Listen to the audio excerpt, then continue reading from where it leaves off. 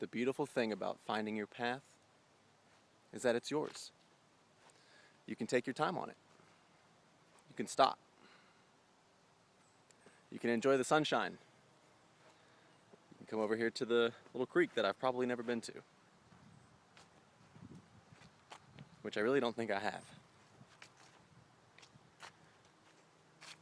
I watched a full-grown deer with antlers just beautifully, and he ran across the street and ran across into the woods and then came out through this creek. So I'm glad I get to come visit. It's not often you get to see deer, let alone full adult males in this area, unfortunately. It's just super developed, I suppose.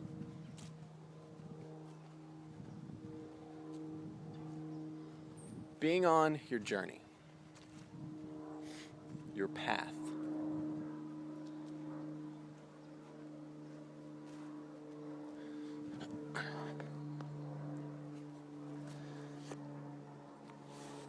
just taking it all in. It's all it's about. This is what it's about, being on your path. And waiting for airplanes. It's a great example.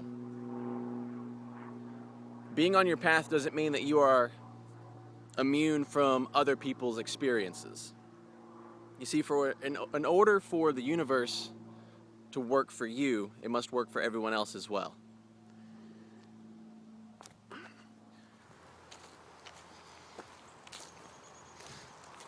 Life intervened, got a phone call. It stopped my video, so I'm just gonna get back on topic. Anyways, exploration on your path. Once you know how to love yourself and find out what you love and want to do, as long as you hold that, then it shall be.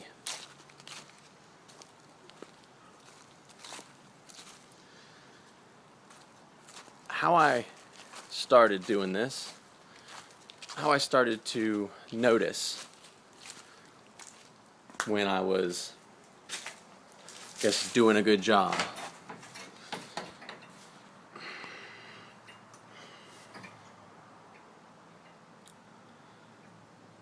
Early on, I would carry a little notebook and a pencil with me.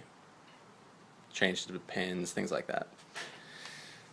And I would write down my thoughts and experiences.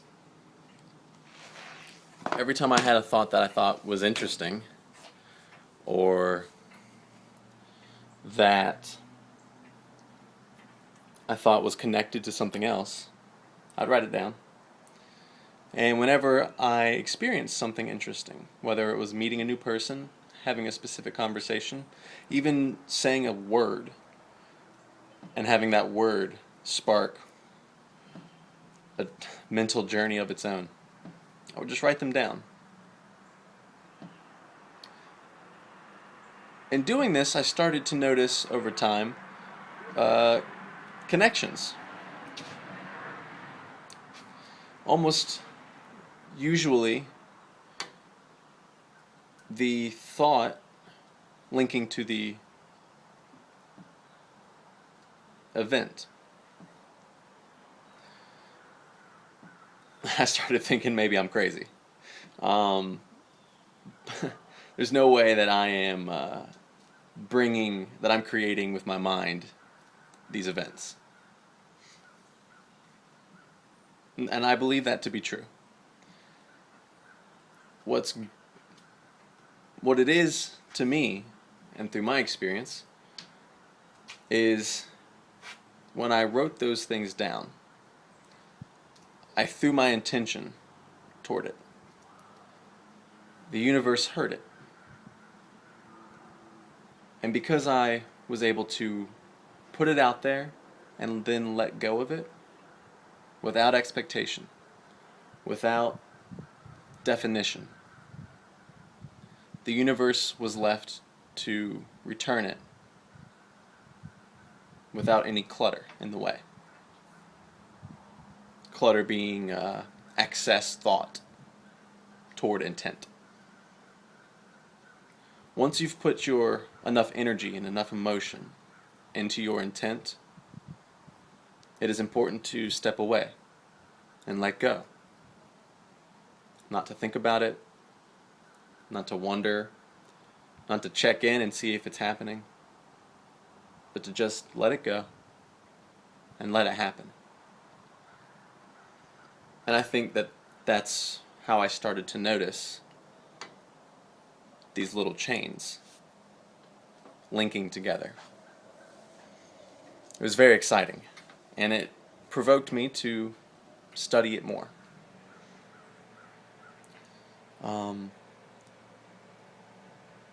Let's see.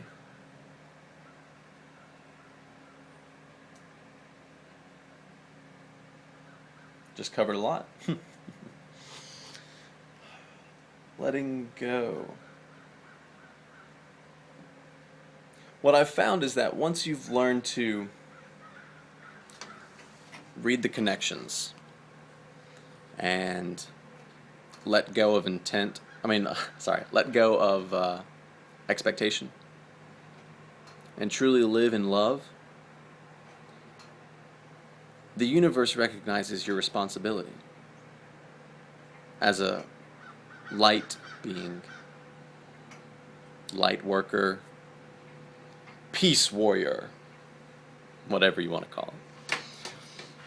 And I believe that once that responsibility has been earned, achieved, that the universe trusts you with it, trusts you and your mind to create responsibly.